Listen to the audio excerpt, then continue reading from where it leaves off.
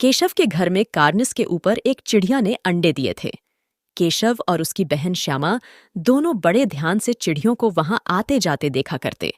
सवेरे दोनों आंखें मलते कार्निस के सामने पहुंच जाते और चिढ़ा या चिड़िया दोनों को वहां बैठा पाते।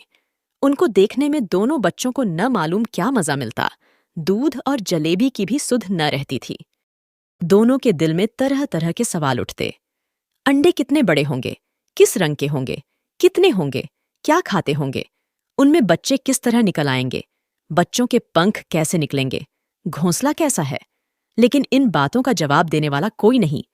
न अम्मा को घर के काम धंधों से फुर्सत थी, न बाबूजी को पढ़ने लिखने से। दोनों बच्चे आपस ही में सवाल जवाब करके अपने दिल को तसल्ली दे लिया करते थे। श्यामा कहती, क्यों भैया, बच्चे निकलकर फुर से उड़ जाएंगे। केशव विद्वानों जैसे गर्व से कहता, नहीं री पगली, पहले पर निकलेंगे, बगैर परों के बेचारे कैसे उड़ेंगे। श्यामा, बच्चों को क्या खिलाएगी बेचारी। केशव इस पेचीदा सवाल का जवाब कुछ न दे सकता था। इस तरह 3-4 दिन गुजर गए। दोनों बच्चों की जिज्ञासा दिन दिन बढ़ती जाती थी। अंडों को देखने के लिए वह अधीर हो उठते थे। उन्होंने अनुमान लगाया कि अब बच्चे जरूर निकल आए होंगे। बच्चों के दाना पानी का सवाल अब उनके सामने आ खड़ा हुआ। चिड़ियां बेचारी इतना दाना कहाँ पाएंगी कि सारे बच्चों का पेट भरे। गरीब बच्चे भूख के मारे चूं चूं करके मर जाएंगे। इस मुसीबत का अंदाजा करके दोनों घबरा उठे। दोनों ने फैसला किया कि कार्निस पर थोड़ा सा दाना रख दिया जाए। श्यामा खुश होकर बोली, तब तो चिड़ियों को चारे के लिए कहीं उड़कर न जाना पड़ेगा ना। केशव, नहीं, तब क्यों जाएंगी। श्यामा, क्यों भैया, बच्चों को धूप न लगती होगी। केशव का ध्यान इस तकलीफ की तरफ न गया था।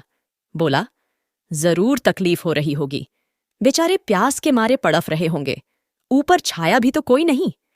आखिर यही फैसला हुआ कि घोंसले के ऊपर कपड़े की छत बना देनी चाहिए। पानी की प्याली और थोड़े से चावल रख देने का प्रस्ताव भी स्वीकृत हो गया।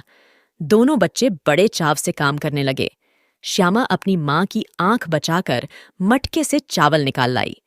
केशव ने पत्थर की प्याली का तेल चुपके से जमीन पर गिरा दिया और खूब साफ करके उसमें पानी भरा। अब चांदनी के लिए कपड़ा कहाँ से लाए। फिर ऊपर बगैर छड़ियों के कपड़ा ठहरेगा कैसे, और छड़ियां खड़ी होंगी कैसे। केशव बड़ी देर तक इसी उधेड़ बुन में रहा। आखिरकार उसने यह मुश्किल भी हल कर दी। श्यामा से बोला, जाकर कूड़ा फेंकने वाली टोकरी उठा लाओ, अम्मा जी को मत दिखाना। श्यामा, वह तो बीच में फटी हुई है, उसमें से धूप न जाएगी। केशव ने झुंझलाकर कहा, तू टोकरी तो ला, मैं उसका सुराख बंद करने की कोई उपाय निकालूंगा। श्यामा दौड़कर टोकरी उठा लाई। केशव ने उसके सुराख में थोड़ा सा कागज ठूंस दिया और तब टोकरी को एक टहनी से टिकाकर बोला, देख, ऐसे ही घोंसले पर उसकी आड़ दूंगा, तब कैसे धूप जाएगी। श्यामा ने दिल में सोचा, भैया कितने चालाक हैं। गर्मी के दिन थे, बाबूजी दफ्तर गए हुए थे। अम्मा दोनों बच्चों को कमरे में सुलाकर खुद सो गई थीं, लेकिन बच्चों की आंखों में आज नींद कहाँ। अम्मा जी को बहकाने के लिए दोनों दम रोके आंखें बंद किए मौके का इंतजार कर रहे थे। ज्यों ही मालूम हुआ कि अम्मा जी अच्छी तरह सो गईं, दोनों चुपके से उठे और बहुत धीरे से दरवाजे की सिटकनी खोलकर बाहर निकल आए। अंडों की हिफाजत करने की तैयारियां होने लगीं। केशव कमरे में से एक स्टूल उठा लाया, लेकिन जब उससे काम न चला तो नहाने की चौकी लाकर स्टूल के नीचे रखी और डरते डरते स्टूल पर चढ़ा। श्यामा दोनों हाथों से स्टूल पकड़े हुए थी। स्टूल को चारों टांगें बराबर न होने के कारण जिस तरफ ज्यादा दबाव पाता था, जरा सा हिल जाता था। उस वक्त केशव को कितनी तकलीफ उठानी पड़ती थी, यह उसी का दिल जानता था। दोनों हाथों से कार्निस पकड़ लेता और श्यामा को दबी आवाज से डांटता, अच्छी तरह पकड़, वरना उतरकर बहुत मारूंगा। मगर बेचारी श्यामा का दिल तो ऊपर कार्निस पर था। बार बार उसका ध्यान उधर चला जाता और हाथ ढीले पड़ जाते। केशव ने ज्यों ही कार्निस पर हाथ रखा, दोनों चिड़ियां उड़ गई। केशव ने देखा, कार्निस पर थोड़े से तिनके बिछे हुए हैं और उस पर 3 अंडे पड़े हैं। जैसे घोंसले उसने पेड़ों पर देखे थे, वैसा कोई घोंसला नहीं है। श्यामा ने नीचे से पूछा, कितने बच्चे हैं भैया। केशव, 3 अंडे हैं, अभी बच्चे नहीं निकले। श्यामा, जरा हमें दिखा दो भैया, कितने बड़े हैं? केशव, दिखा दूंगा। पहले जरा चिथड़े ले आ, नीचे बिछा दूं। बेचारे अंडे तिनकों पर पड़े हैं। श्यामा दौड़कर अपनी पुरानी धोती फाड़कर एक टुकड़ा लाई। केशव ने झुककर कपड़ा ले लिया। उसके कई तह करके उसने एक गद्दी बनाई और उसे तिनकों पर बिछाकर तीनों अंडे उस पर धीरे से रख दिए। श्यामा ने फिर कहा, हमको भी दिखा दो भैया। केशव, दिखा दूंगा। पहले जरा वह टोकरी दे दो, ऊपर छाया कर दूं। श्यामा ने टोकरी नीचे से थमा दी और बोली, अब तुम उतर आओ, मैं भी तो देखूं।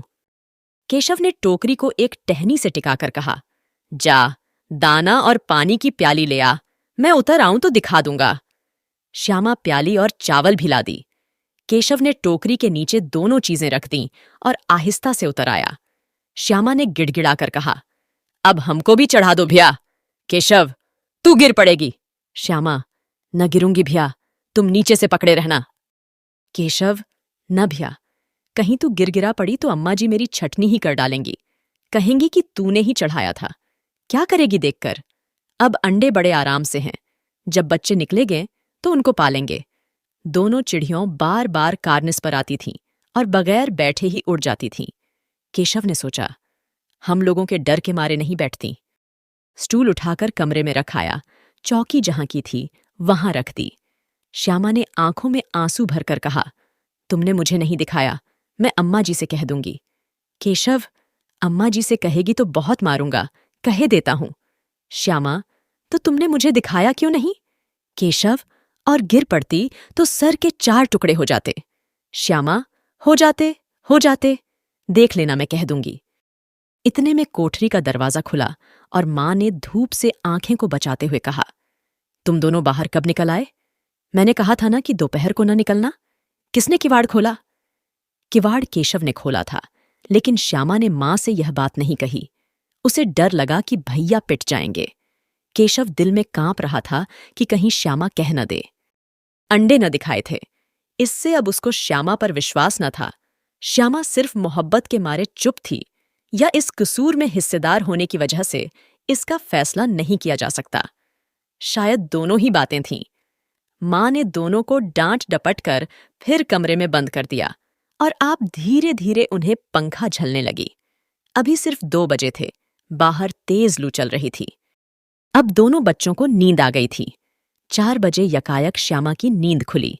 किवाड़ खुले हुए थे। वह दौड़ी हुई कार्निस के पास आई और ऊपर की तरफ ताकने लगी। टोकरी का पता न था। संयोग से उसकी नजर नीचे गई और वह उलटे पांव दौड़ती हुई कमरे में जाकर जोर से बोली, भैया, अंडे तो नीचे पड़े हैं, बच्चे उड़ गए। केशव घबराकर उठा और दौड़ा हुआ बाहर आया तो क्या देखता है कि तीनों अंडे नीचे टूटे पड़े हैं और उनसे कोई चूने की सी चीज बाहर निकल आई है। पानी की प्याली भी एक तरफ टूटी पड़ी है। उसके चेहरे का रंग उड़ गया। सहमी हुई आंखों से जमीन की तरफ देखने लगा। श्यामा ने पूछा, बच्चे कहाँ उड़ गए भैया? केशव ने करुण स्वर में कहा, अंडे तो फूट गए। और बच्चे कहाँ गए? केशव, तेरे सर में, देखती नहीं है, अंडों से उजला उजला पानी निकल आया है। वही 2-4 दिन में बच्चे बन जाते। मां ने सोटी हाथ में लिए हुए पूछा, तुम दोनों वहां धूप में क्या कर रहे हो? श्यामा ने कहा, अम्मा जी, चिड़िया के अंडे टूटे पड़े हैं। मां ने आकर टूटे हुए अंडों को देखा और गुस्से से बोली, तुम लोगों ने अंडों को छुआ होगा? अब तो श्यामा को भैया पर जरा भी तरस न आया। उसी ने शायद अंडों को इस तरह रख दिया कि वह नीचे गिर पड़े। इसकी उसे सजा मिलनी चाहिए, बोली। इन्होंने अंडों को छेड़ा था अम्मा जी। मां ने केशव से पूछा, क्यों रे? केशव भीगी बिल्ली बना खड़ा रहा। मां, तू वहां पहुंचा कैसे? श्यामा, चौके पर स्टूल रखकर चढ़े अम्मा जी। केशव, तू स्टूल थामे नहीं खड़ी थी? श्यामा, तुम्ही ने तो कहा था। मां, तू इतना बड़ा हुआ, तुझे अभी इतना भी नहीं मालूम कि छूने से चिड़ियों के अंडे गंदे हो जाते हैं। चिड़िया फिर इन्हें नहीं सेती। श्यामा ने डरते डरते पूछा, तो क्या चिड़िया ने अंडे गिरा दिए हैं अम्मा जी? मां, और क्या करती? केशव के सिर इसका पाप पड़ेगा। हाय हाय, जाने ले ली दुष्ट ने। केशव रोनी सूरत बनाकर बोला, मैंने तो सिर्फ अंडों को गद्दी पर रख दिया था अम्मा जी।